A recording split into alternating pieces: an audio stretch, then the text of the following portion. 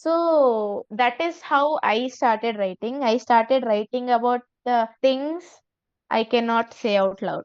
Right. That's how it started. And during that phase, all of my writings are like very sad and depressing. Mm-hmm. Actually, the book I published, it has those writings as well. The ones I wrote when I was like depressed. Right. Not like general depressed. I was like actually depressed. So,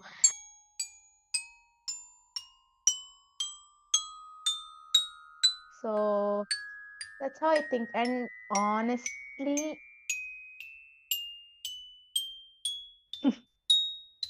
Ah, we'll be in trouble if our parents hear this. I don't care really. I wrote them. And after that, I thought I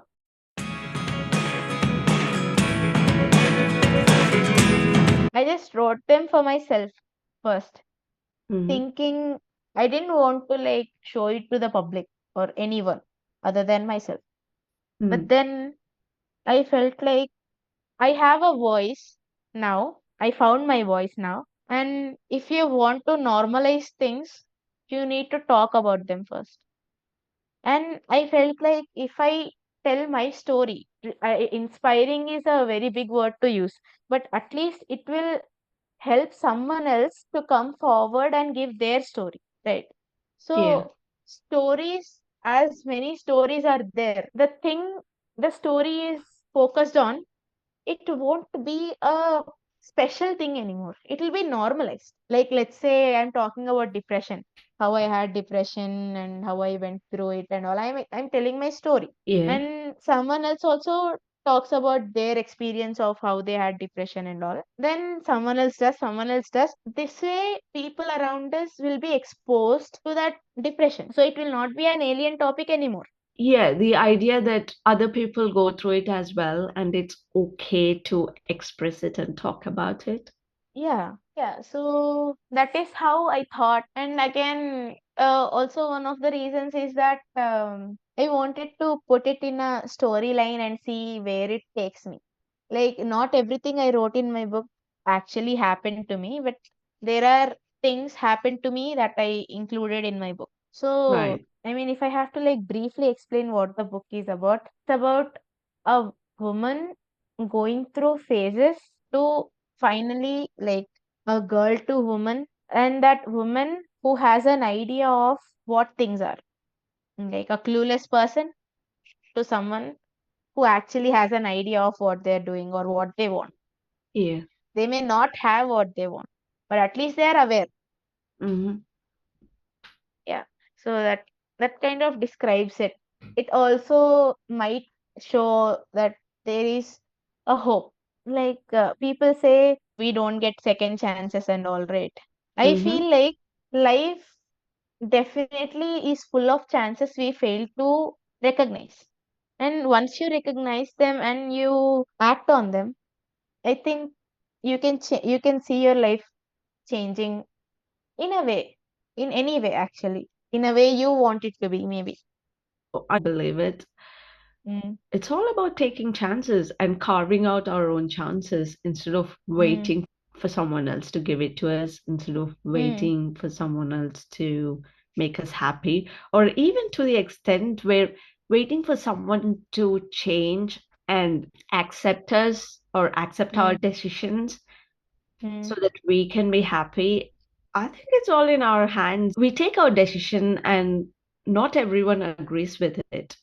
Yeah, and it's just I am repeating the same thing again, but this is literally what I believe. If whatever I am doing is causing you no harm, and I don't think you should stop me or like you should control me in doing whatever I am doing. Yeah, okay. In a sense, when we say that we need to do whatever that makes us happy, for example, Mm. if a person wants to kill a person and he is like, I want to Yeah. kill a Mm. person and I mean, a psychopathic killer and all. I mean, as yeah, far as what we, I we know, we huh. are not talking about that Mm, like mm, yeah. doing things and feeling good about harming The others. harm we No, caused to others. No. Yeah. the stuff we're talking about is there is no harm involved in what we Mm, are doing. We are mm, doing things, we want to do things on our own terms. And why is it difficult for people to mm. accept or understand when it is not done on their terms or when it is not done on general terms, like in a conventional way? I mean, again, people have this urge to control, Control? especially people who do not have control on their own lives. Because when you don't have control on your life, right, you need that sense of accomplishment. So you start to control someone else's life. Then you have that satisfaction of controlling at least something. So if you like see, you don't really see people content with their life meddling with someone else's lives. It's always the people who are unsatisfied with their lives meddle with someone else's life. That could be the reason. Again, we might face this even from the people that are the most closest to us, like our family and friends. Mm, They mean well, like these are the well-meaning people around us, but sometimes mm. what they think is good for us need not be the best thing or the best outcome for us. Yeah.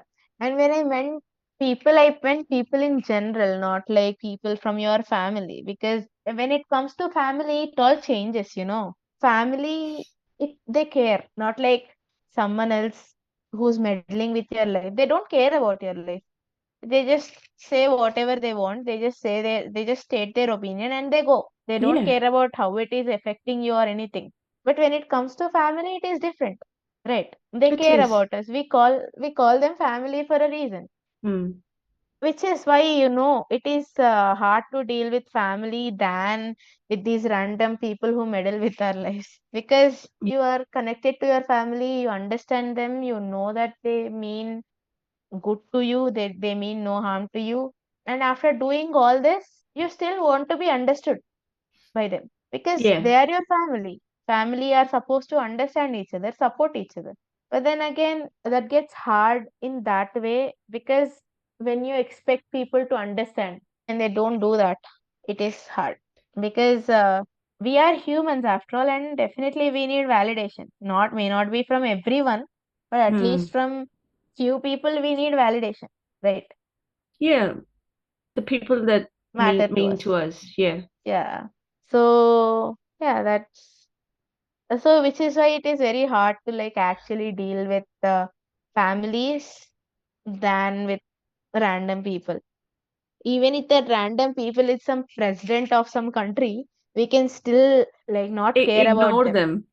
Yeah. Yeah. But Yeah, if but it's like a father or mother or whoever we are close to, whoever we think as a family, it's hard to like ignore whatever they think. it is so difficult because we don't mean to hurt them by doing things in our own way, especially when we know that whatever the decisions we take, they're not going to be okay with it or happy with it, or it's not according to their expectations. Mm, But what I think is at least voicing out to them mm, what we want to do in a way. At least I want to keep them informed of what I want to do, despite of whether or not I act based on their expectations.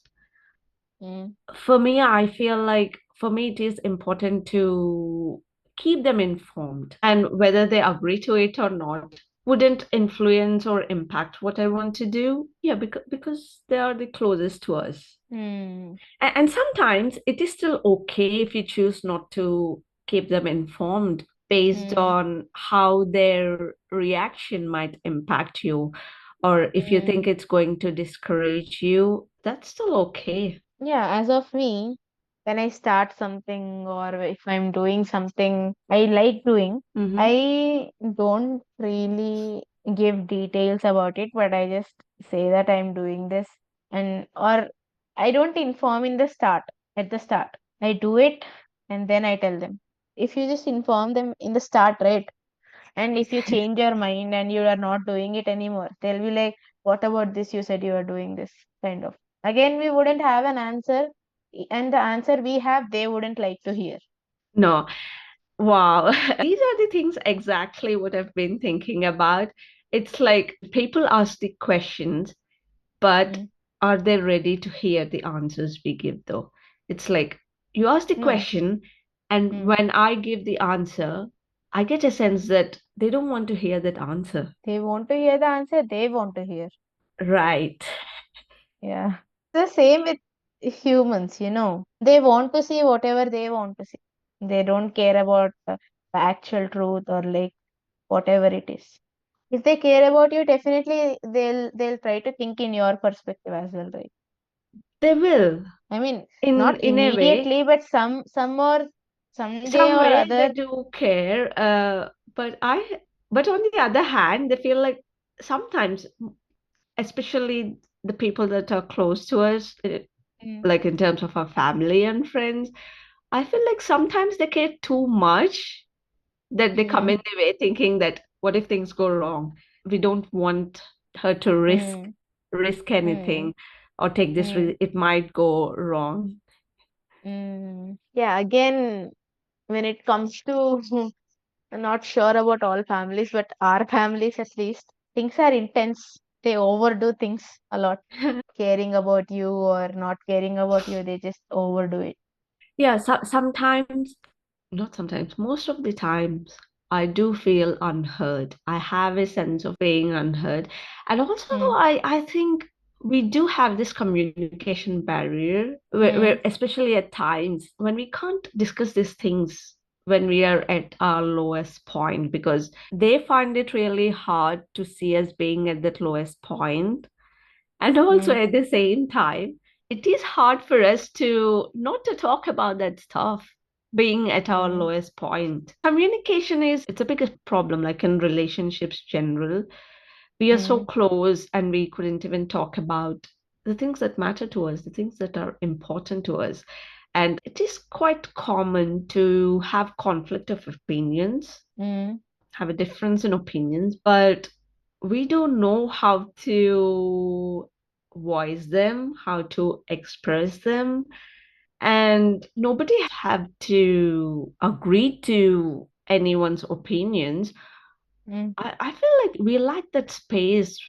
We just express our thoughts, mm. express what we want to do, and leave it Without at being that. judged.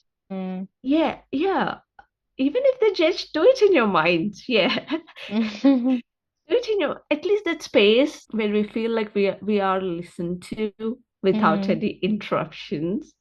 mm, Because on the other hand, when we say something, they think that they might have caused that, or in a way, especially the people that provide us, our mm, parents. When we say something or when we're struggling about something, it's not because they haven't provided it to us. It could be mm. due to our external surroundings. Yeah.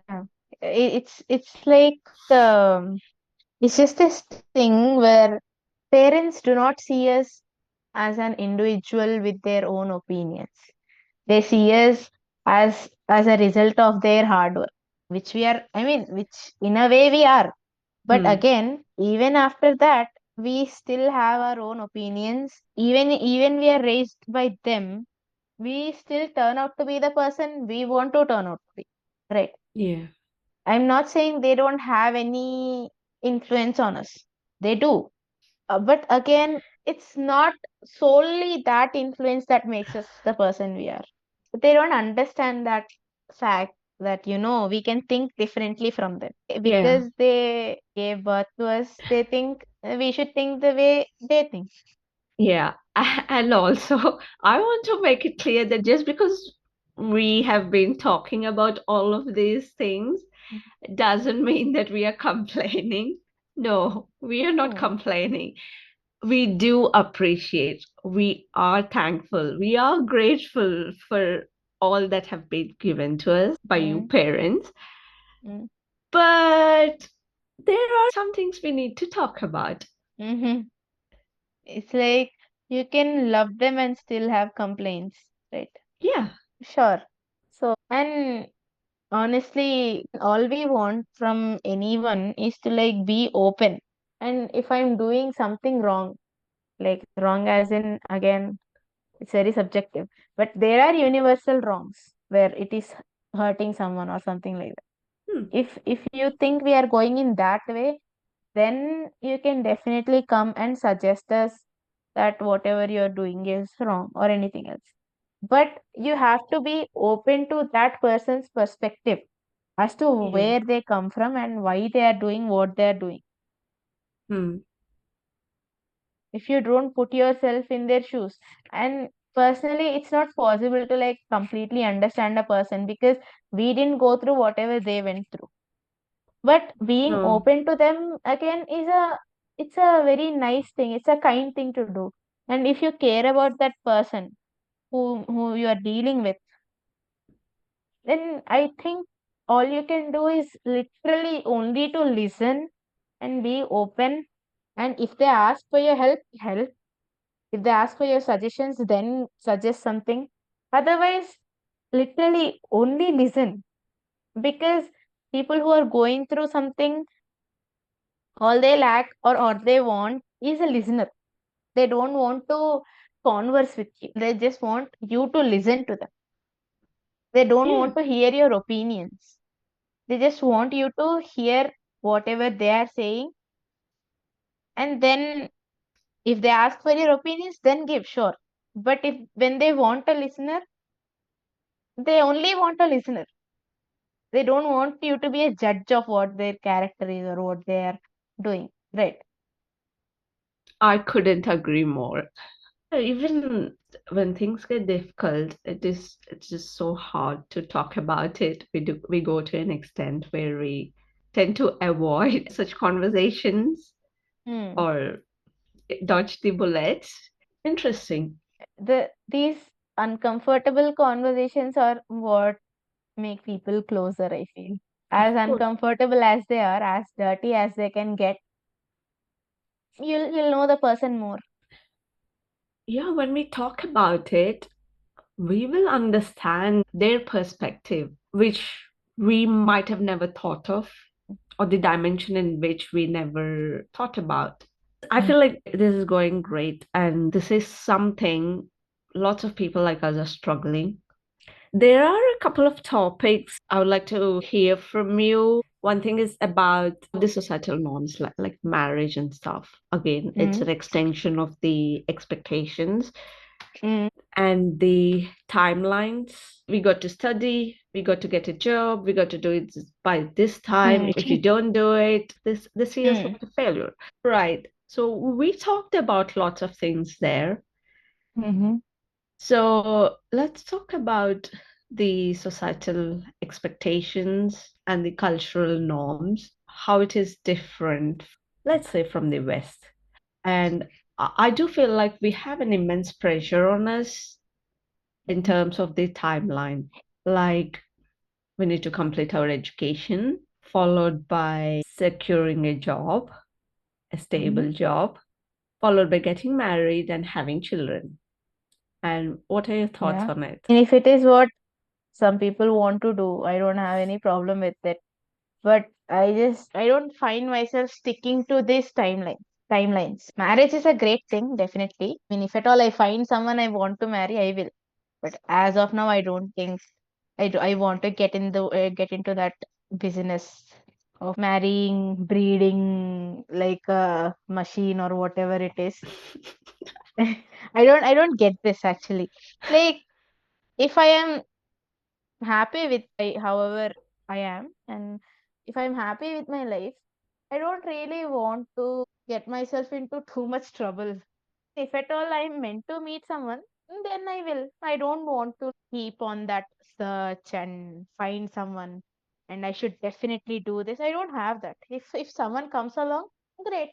He'll be a part of this life, but it wouldn't be like a sole purpose of my life, finding someone. Yeah. So that's how I think. And honestly, I am not into like kids or anything.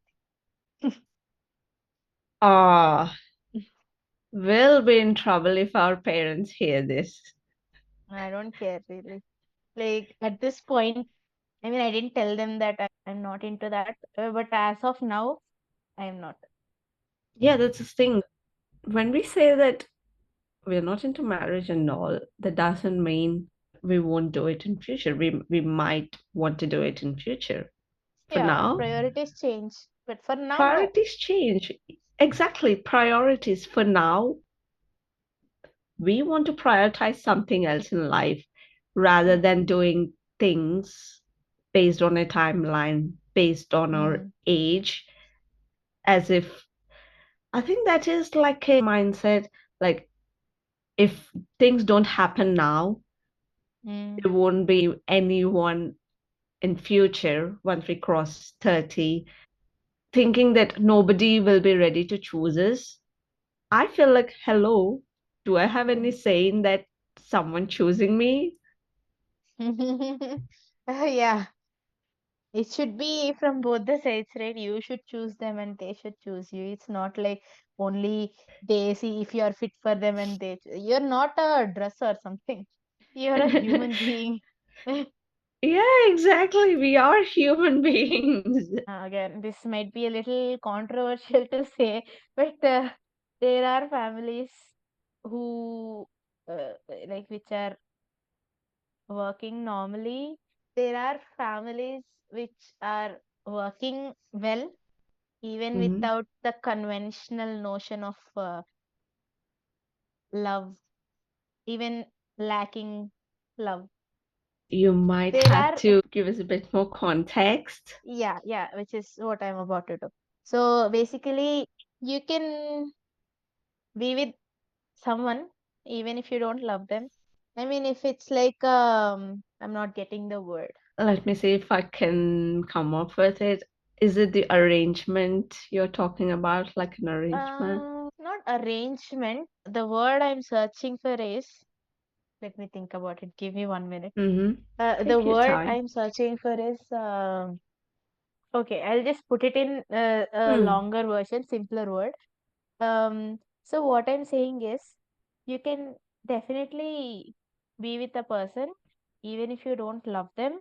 If you want to be with that person, it's not like you are ought to be with that person. It's like you accepted your fate and you are being with them, kind of thing. Not like you chose them or anything. And people who are happy with that life, I don't have anything against them or whatever. But when it comes to my life, at least, what at least, I definitely have a say in my life, right? Hmm. I definitely have a say in what I'll decide for myself. Yeah. So there are families with no love, but this is just what I think again. To me, there is Hmm. no point in having a family if you don't love them. No. And when I say family, I don't mean a conventional family where there is a father, mother, kids. No, any family. I mean, even the family may not be given to you by the God, but a family you found after coming into this world. Hmm. Yeah. Like, I consider my friends my family because I love them. I chose them myself, and they Hmm. chose me. Hmm. The chosen family. If someone wants to have a girlfriend or someone wants to have a boyfriend, if they consider them their family, it's still their family, right? Yeah. And I don't really want to have a family where it feels like I am just doing this because I have to do it. I don't want that. It Hmm. should be like I am doing this because I want to do it. So when it comes to like marriage and stuff, honestly, I'm not a person, at least not yet, a person who wants to go long term or anything. It should be very organic for me. It should not be Yeah. like you meet someone and you have the idea of going long term and have the idea of getting married. It should not be like that. If you meet someone and you're open to anything, and when you're open to anything, you come to a point where you want to marry each other, then sure, definitely. But it should not be like you're meeting someone with the idea of marriage in your head. Because Yeah. that way, you won't explore other possibilities. Other possibilities are you might just end up friends, or you might just go part ways. Yeah, just meet once, even though if it was like a one time nice meeting, that doesn't mean it has to carry over. Especially in our country, arranged marriages are still prevalent. Again, that doesn't mean it's wrong. Mhm. Whoever is doing it, if they're happy with it, if it is working for you, good for you. Otherwise, what I say is we don't want to be pressured into such marriages, or even the idea of if we don't do it by this age, that life will be Mm. miserable. It's not. It won't be. It won't Because, be. yeah, if you don't feel your life is miserable, it does not matter whoever feels your life is miserable. It Let does them think not. what they want to think. See, I want to study. I want to do my PhD.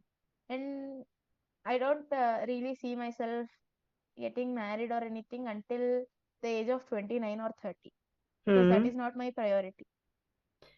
I want to complete whatever I want to do, and then if something happens, then maybe. If nothing happens, then I'm fine with however I am. And if just because I did not get married or just because I don't have kids, I don't think that would say anything about my life. Like, I'm not a failure just because I don't get married. By certain age, yeah. If not If getting not married at at all. all, that yeah, Yeah. If I don't not want at to get all. married at all, then it's my choice.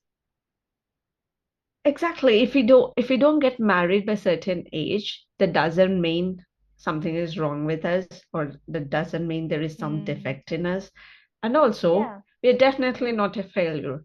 And also, if we don't get married at all, that hasn't got to do with anyone else not choosing us, or it could be just Yes, yes. because we choosing it to not get Yeah. married. Yeah, of course. This thing, I mean, I wouldn't just say it's in India or in Telugu states or whatever. I've seen this kind of mindset even in the people from West. People Hmm. think girls are to be chosen. They should not have a choice like women. Women are not really given much of choice as to, like, they are not given the right to take decisions for themselves. Still there, though the West is good in, like, better in some things compared to our country, Yeah. it is still there. I've seen a lot of people who still have this mindset that women should listen to men. Yeah, comparatively, like you said, it is still there, of course, Mm. everywhere, especially the expectation of getting married by Mm. certain age. It is there. And the way people judge women, right? See, when you compare this, uh, you can be 30, like you can be single, be 30. If you are a man, it's perfectly all right. But Hmm. if it's a woman, if you are 30 and you are single, that means something is wrong with you, or you are not very desirable. This desirable thing, it goes down as women ages. Mm-hmm. But it's not that case with men. Hmm. They can be 40 and they can date 20-year-old, no one cares. But if a 40-year-old woman dates a 20-year man, it's still the same thing. That man he's not a minor, and if they want to date, they can date. But the judgment they have to face is Yeah. so different from Yeah. what a 40-year-old man will have to face if he dates a 20-year-old woman. Again, Yeah. world is very unfair and biased towards men. But again, I think it is changing definitely. But yeah, whatever. Even in marriages, it is common if a guy is Older. older Mm. compared to the girl. But if it is the other way around, they might get some looks, or people will be like, Oh, is it? Yeah, things like that happen. And if you see, when if parents are like searching for a person for you, Hmm. they they search for person who is older than you. They don't even consider people younger than you. No, no, they And wouldn't. even if that older goes to an extent of 10 years age gap, they wouldn't care. But 1 year age gap and the person is younger to you, they care. Yeah. And this is all very stupid, actually. It's their way of thinking. Again, it's also very prevalent when it comes to like having a conventional family where man is the provider and women is the caretaker. Hmm. I mean, man can be a caretaker and women can provide. It is a complete possibility. And even if we are not talking about the hetero couples, even people, homosexual couples, they can also be happy and normal while doing whatever they want to do. This conventional idea of family, there should be a man and woman and children. That's very problematic in itself. And also that most of Indian boys or guys, they are Mm-hmm. given a different treatment compared to the girls. I'm sure this is changing, Mm-hmm. but there are cases where it is like the guy, he just sits, whereas his sibling, being a girl, she has to get Mm-hmm. him water, she has to get him food, she needs to Yep, sweep the house, she needs to do all the household chores.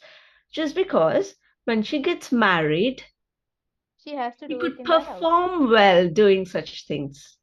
Mm-hmm. Whereas a guy, all he has to do is perform well just by eating his food, drinking his water, coffee, tea, whatever, watching Mm-hmm. TV, or just by earning some money. That's enough. But a guy doesn't have to sweep, he doesn't have to know how to cook. All he has to do is earn some money and sit around relaxing. Yeah. Again, when we say this, it do not mean we are like dismissing the hardships men face. But No. when you compare, it's very basic to know how to cook for a human. Yeah. I wouldn't Hmm. say a man or woman. For No. a human, it is very basic to know how to cook, to clean, to sweep, whatever. And when you are living in a household, I think it is your responsibility to like actually share the work. Yeah, it is. In a way, I'm surprised by how one's own parents could do it to their kids in a way, like asking one kid to do more Hmm. rather than thinking, okay, it's good to teach the kids to do the household chores. It's okay to ask them to help in the household chores, but It it's a shouldn't be different thing. biased. No, it's like Hmm. you ask the girl to do everything, girl to do that. Of course, you might ask the guys to go out and get stuff Fetch like something. vegetables Yeah. and all. Hmm. But again, it's a very different thing. Like in our country, if we want to go out at night times, Hmm. parents do get scared Hmm. doing things all by ourselves sometimes. They are scared of it. Of course, Hmm. these circumstances do matter. There is some base for their fears as well. No one is denying it. But again, literally all a woman ever wants is trust from the people around her. Like, just trust in me that I can handle. Mm, I don't need a man to do things for me. I don't need a man to provide for me. I can provide for myself. I can handle myself. yeah. And this again, when I say I don't need a man, people might think, and you get married and all, no, people will question you. You said you don't need a man. Why are you getting married? I think one thing I would like to say is I don't need a man, but I can want a man. Hmm. Yeah. I can want him. I don't need him. I do not need him to do things for me or like support me or whatever, but I can definitely want a man to be in my life. Yeah, why not? The people just get very extreme, you know. When you say something, they start extreme stuff. They either say stuff like very conventional, or there's some say very extreme stuff like to the other extreme. For example, some say stuff like men should provide and all. That is one kind of extreme, and the other extreme is like men are useless or kind of stuff like that. Right. So I don't think need to go to either of that extreme.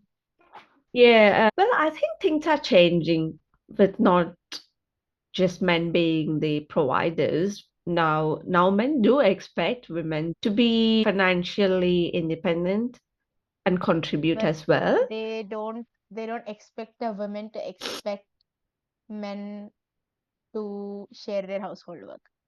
They got to. If the women is contributing financially, They have to, but they don't, yeah. right? That is the thing here. As the waves of feminism evolved, right? It had different waves, first wave, second wave, third wave, and all. As this evolved, right? Women are allowed to go out and they are allowed to work while still carrying that conventional role of being a caretaker. Yeah. So it's like, I think, at least around me, Mm-hmm. people expect women to provide, they expect women to take care of the household and of the kids, of the husband, everything. While the only thing they expect from a man is to provide. It Yeah. only got harder for women. If you take the example of a conventional household where both the parents are working, Mm. I wouldn't say the father does not have a role at all in the household. They do have to like take care of things which are conventionally have to be taken care by a man, Yeah. like going out and fetching things or like dropping children to school or like things like that. But when it comes to cooking and cleaning, again, it's the woman who is doing that. Hmm.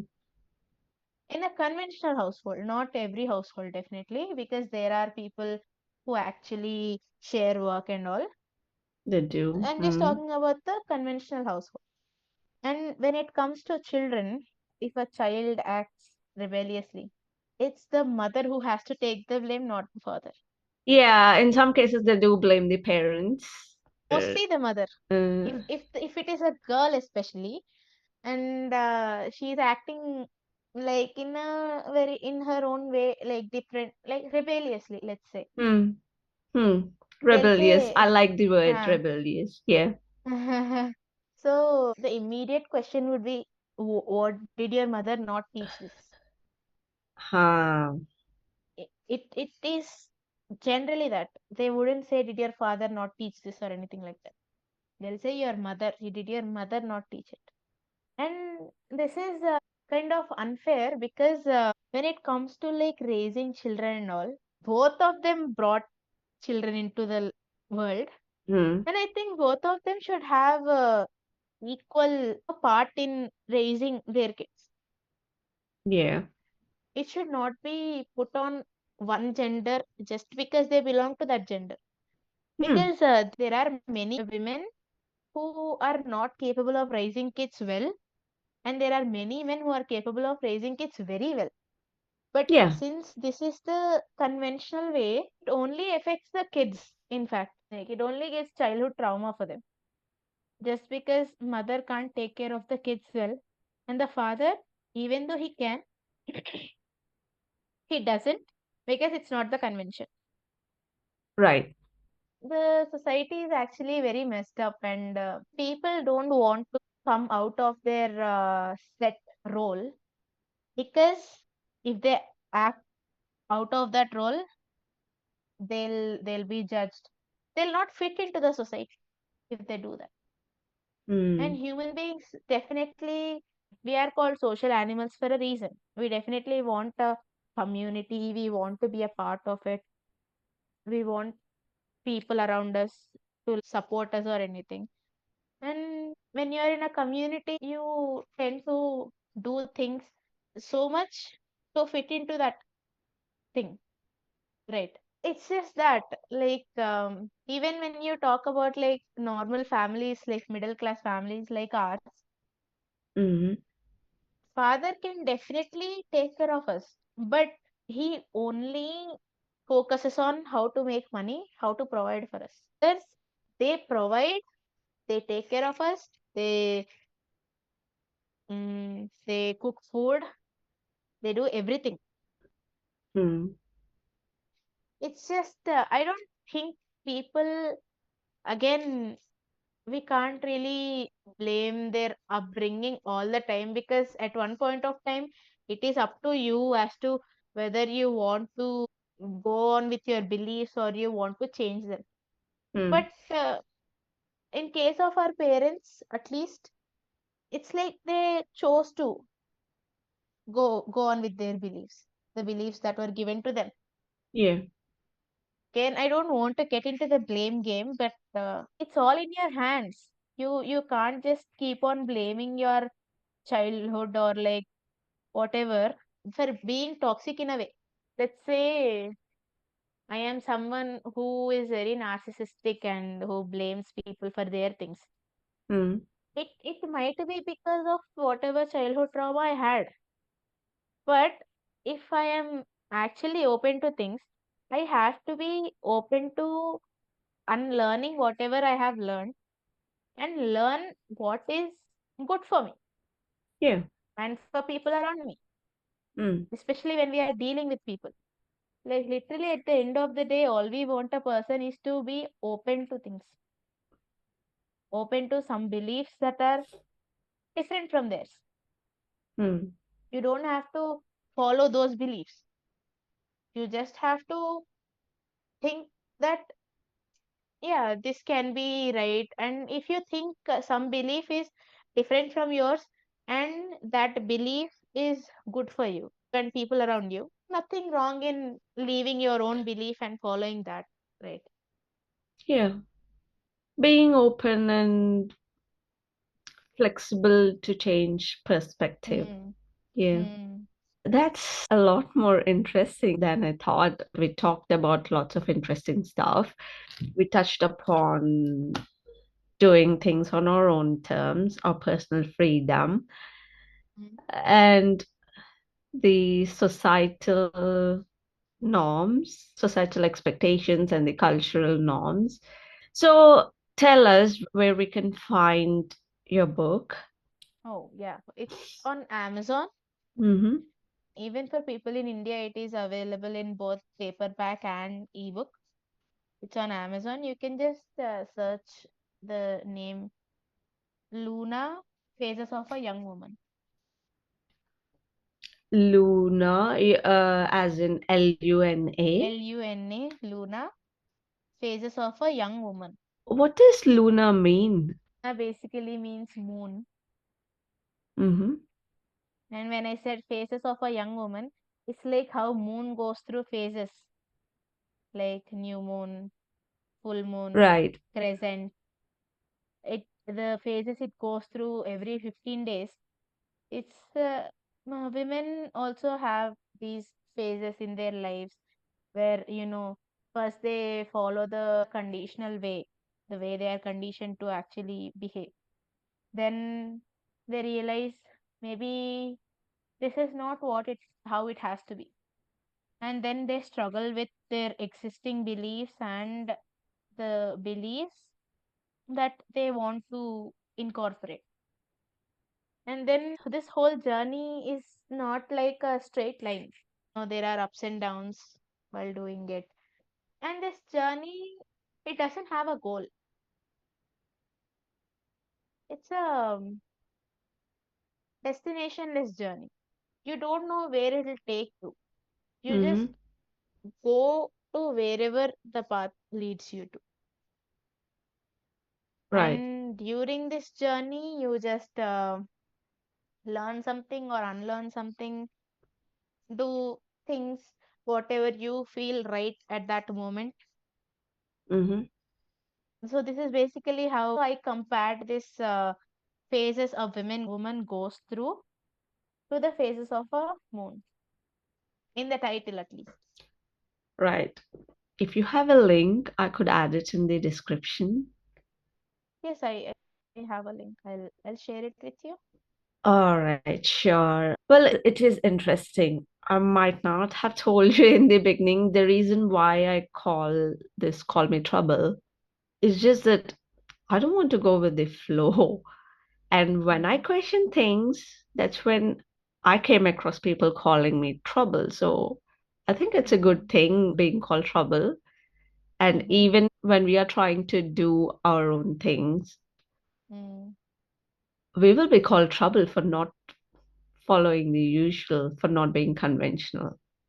That is an interesting name actually, because there are actual troubles, but there are few troubles which we think are troubles.